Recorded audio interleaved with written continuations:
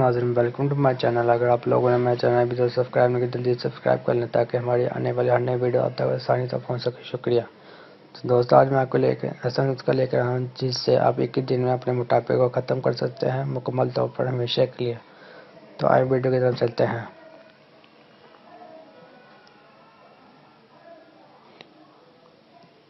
हर का आजमाया हुआ नुस्खा मोटापे के लिए है।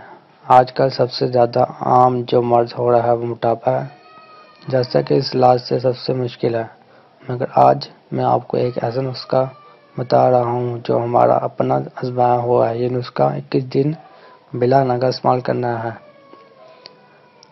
वल शाफी अनाब 5 दाने, मुनक्का 5 दाने, लौंग 5 अदद, दालचीनी 2 बड़े टुकड़े लेकर और इसमें एक नींबू बड़ा साइज का लें। यह आपको चीज़ें आसानी से पंसार की दुकान से मिल जाएंगी।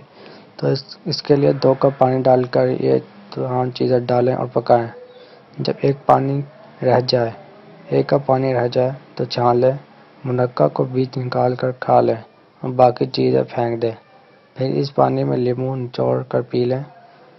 अगर चाहें तो थोड़ी सी चीनी मिला सकते हैं जायके के लिए, मिठास के लिए।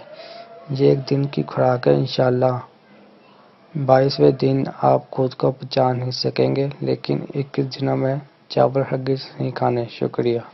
वीडियो पसंद आए तो अपने दोस्तों का शेयर करें, लाइक करें और चैनल को सब्सक्राइब करें। शुक्रिया।